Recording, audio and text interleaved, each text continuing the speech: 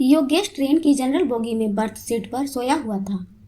गाड़ी रुककर वापस चली तो अचानक उसकी नजर अपनी तलाकशुदा पत्नी रागिनी पर पड़ी।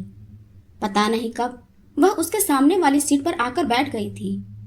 6 साल बाद वह उसे देख रहा था। वह बहुत कमजोर हो गई थी। उसने पुरानी सस्ती सी साड़ी पहन रखी थी। न माथे पर बिंदी और न गले में मंगलसूत्र था। तो क्या उसने अभी तक दूसरा विवाह नहीं किया? क्या अभी तक वह मेरी तरह अकेली ही है? योगेश ऐसा सोच ही रहा था कि तभी रागिनी की नजर उस पर पड़ी। नजरें मिली तो योगेश दूसरी तरफ देखने लगा।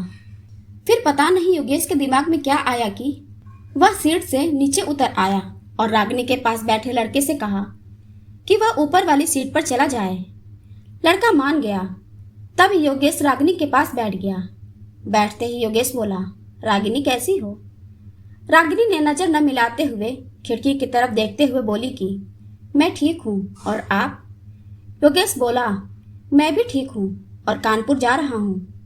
त्योहार होने के कारण रिजर्वेशन सीट नहीं मिली, इस कारण जनरल बोगी में आना पड़ा।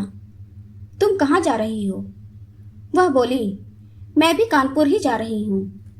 आजकल माँ वहीं बड़े भैया के पास ही हैं, बीमार हैं, इसलिए मिलने जा रही हूँ। काफी देर दोनों चुप रहे। फिर योगेश बोला, एक बात पूछूं? रागिनी ने आंखों से ही पूछा, क्या? योगेश संकोच करते हुए पूछा, अभी तक शादी क्यों नहीं की? वह कुछ नहीं बोली, मगर जब योगेश ने दोबारा नहीं पूछा तो रागिनी ने पूछा, आपने की है शादी? योगेश ने भी बिना बोले ना में गर्दन हिला दी। फिर काफी देर तक दोनों चुप रहे, मानो एक दूसरे को परख रहे थे। बोगी में कुल्फी बेचने वाला आया। योगेश बोला, खाओगी? रागिनी ने ना में सिर हिला दिया। योगेश ने रिक्वेस्ट करते हुए फिर पूछा, खा लो यार, तुम्हारे साथ मैं भी खा लूंगा। जानता हूं तुम्हारी सबसे बड़ी कमजोरी कुल्फी है। वह थोड़ा मुस्कुराई तो योगेश ने महसूस किया कि वह अपनी आंखों से बहने वाली आंसुओं को समेटने का प्रयास कर रही है। 5 साल उसने साथ रहा था। जब वह अपने आंसुओं को समेटने का प्रयास करती थी तो ऐसे ही मुस्कुराया करती थी। योगेश दूसरी तरफ देखने लगा तो रागिनी चुपके से अपनी आंसुओं को पोंछने लगी। फिर वह सहज होकर बोली, एक शर्त पर खाऊंगी। योगेश बोला, क्या शर्त है? तो रागिनी बोली, पैसे मैं दूंगी। योगेश कुछ नहीं बोला। फिर रागिनी ने 2 कुल्फियां खरीद ली और एक कुल्फी योगेश को देते हुए बोली, अब मैं भी कमाने लगी हूँ, एक प्राइवेट स्कूल में पढ़ाती हूँ, महीने के 10,000 मिलते हैं। कुल्फी खाते हुए योगेश बोला, तलाक के समय कोर्ट के आदेश पर मैं तुम्हें 30 लाख रुपए दे तो रहा था। अगर ले लेती तो अपना स्कूल खोल लेती, जबकि तुम बहुत स्वाभिमानी हो। इस जमाने में पैसे के बिना कुछ नहीं होता। वह हंसकर बोली, अगर ले लेती तो अपनी जमीर को क्या जवाब देती? तो यह जमीर रोज कहता कि जिसे छोड़कर आई हो उसी के सहारे पल रही हो। योगेश बोला, तुम बहुत अच्छी हो, मासूम हो। यह एहसास तुमसे तलाक लेने के बाद मुझे हुआ। तुम यकीन नहीं करोगी, मैं बहुत बदल गया हूँ। पीना बिल्कुल छोड़ दिया है, गुस्सा बिल्कुल नहीं करता। अब मैं किसी को नीचा दिखाने की कोशिश भी नहीं करता। जो तुम्हें बहुत बुरा लगता था, वो सब बुरी आदतें मैंने छोड़ दी हैं। वह उदास होकर बोली, अब क्या फायदा? जब मैं मना किया करती थी तब आप मेरी एक भी बात नहीं सुनते थे। आपके कारण मैं हमेशा टेंशन में रहती थी। इसी कारण मुझे 2 बार गर्भपात भी हुआ, वरना आज मेरे भी 2 बच्चे होते। एक 8 साल का हो गया होता और दूसरा 6 साल का। कहकर वो रो पड़ी।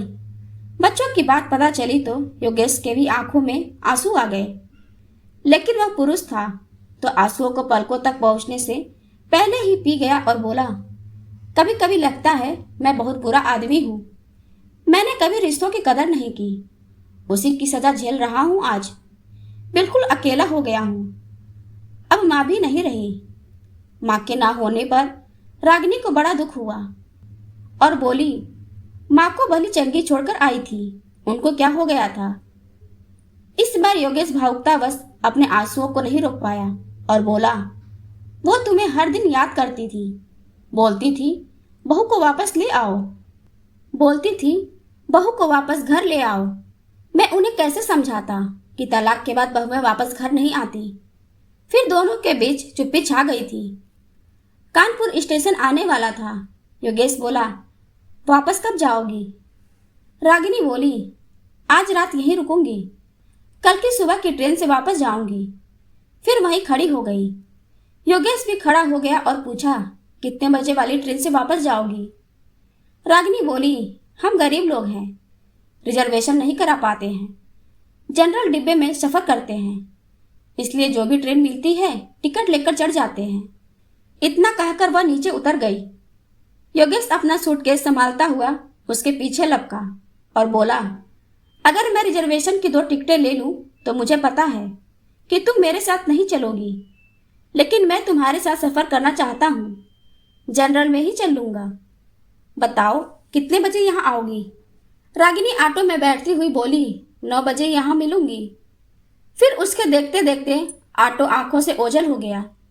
योगेश कानपुर 2 दिन के लिए आया था, मगर रागिनी का साथ पाने के लिए उसने अपना शेड्यूल बदल दिया। उसने जल्दी से अपने बिजनेस का काम पूरा किया और अगले दिन सुबह 8:30 बजे ही स्टेशन आ गया। रागिनी 9 की जगह 10 बजे स्टेशन पहुंची और बोली, आप अभी तक यहीं हैं? मैं सोच रही थी कि आप चले गए होंगे। रागिनी बहुत खुश थी। बोली, माँ अब बिल्कुल ठीक है। योगेश बोला, मैं तुम्हारा भी टिकट ले आया हूँ, अब 30 रुपए के टिकट के लिए कुछ कहना मत। रागिनी हंसते हुए बोली, अभी ट्रेन आने में आधा घंटा है, चलो तब तक कुल्फी खाते हैं, पैसे मैं दे दूंगी, हिसाब बराबर हो जाएगा। इतना कहकर वह फिर मुस्कुरा दी। वह जब भी मुस्कुराती थी योगेश की नजरें उसके चेहरे पर ठहर जाती थी। फिर दोनों ने कुल्फी खाई और तब तक ट्रेन आ गई और फिर से एक नया सफर शुरू हो गया। मगर इस सफर में कुछ खास था। योगेश कुछ कहने के लिए तिलमिला रहा था, मगर डर भी रहा था कि वह मना कर देगी तो। योगेश नोटिस कर रहा था कि रागिनी बड़े भाई के घर से नई साड़ी पहनकर आई थी। वह बहुत सुंदर लग रही थी। खिड़की से आ रही ठंडी हवा के झोंके से रागिनी के ललाट पर लटके बालों की एक लड़ी झूम उठती है। उसे ऐसे देखकर योगेश के दिल में एहसास सा उठता है कि ये औरत कभी उसकी जिंदगी थी, मगर मैं इसे संभाल कर नहीं रख पाया। योगेश की मनः स्थिति से अनजान रागिनी बोली, क्या हुआ, आप गुमसुम क्यों हो? दोस्त बनकर ही सही, कुछ बात तो कर लो। योगेश बोला, मुझे दोस्ती नहीं चाहिए। रागिनी को झटका सा लगा। बोली, फिर क्यों मेरे साथ सफर करने के लिए उतावले थे आप? योगेश बोला, मुझे तू चाहिए, वो भी हमेशा के लिए, जन्मों जन्मों के लिए, मेरे साथ हंसने के लिए, मेरे साथ रोने के लिए। वह इतनी जल्दी में ये सारी बातें बोला कि रागिनी बस उसके मुंह की ओर देखते रह गई। वह आगे बोला, मैं गलत था, तुम्हारी कदर नहीं कर पाया, मगर तुम्हारे जाने के बाद मुझे मेरे गलतियों का एहसास हो गया है, मुझे माफ कर दो, कहकर वह रो पड़ा। रागिनी चुप हो गई, बस उसके चेहरे की तरफ देखे जा रही थी। योगेश उसके दोनों हाथ पकड़कर बोला, मुझे माफ कर दे यार, मैं वादा करता हूँ अब कभी भी तुम्हारे आंसुओं की वजह नहीं बनूंगा, तू जो कहेगी वही करूंगा, प्लीज लौट आ। रागिनी ने माथे पर से साड़ी थोड़ी सी पीछे सरकाई और बोली, इधर देखिए जरा। योगेश ने देखा, रागिनी ने मांग भर रखी थी। वह बोली, मैं जानती थी आप यही सब करोगे, मैंने कल ही सोच लिया था कि अब अकेले चलने के दिन खत्म हो गए हैं, मेरा हमसफर लौट आया है, अब आगे का सफर उसी के साथ तय करना है। थक गई हूं मैं अकेले चलते चलते, कहते हुए वह अजीब सी मुद्रा में मुस्कुराने लगी। योगेश बोला, मैं जानता हूं जब तेरा दिल रोने को होता है तब तू ऐसे ही मुस्कुराती है, मत रोक इन आंसुओं को, इन्हें बह जाने दो, दिल हल्का हो जाएगा। इतना सुनते ही रागिनी का संयम जवाब दे गया। वह जोर जोर से रोने लगी। पूरे डिब्बे के लोग उन्हें देखने लगे, मगर रागिनी ने लोगों की परवाह नहीं की। वह योगेश के कंधे पर सर रखकर रोती रही। कुछ देर बाद रागिनी का गांव आ गया। गाड़ी कुछ पल रुकी, फिर चल पड़ी। रागिनी को अब वहां उतरना ही नहीं था। जिंदगी में एक नया सफर फिर से शुरू हो गया। अब उसकी मंजिल मायका नहीं, पिया का घर था, जो वर्षों से उसके लौटने का इंतजार कर रहा था। वह अभी योगेश के कंधे पर सर रखी थी, आंखें बंद कर मंद मंद मुस्कुरा रही थी। एक मासूम बच्चे की तरह। कहानी कैसी लगी कमेंट करके जरूर बताएं।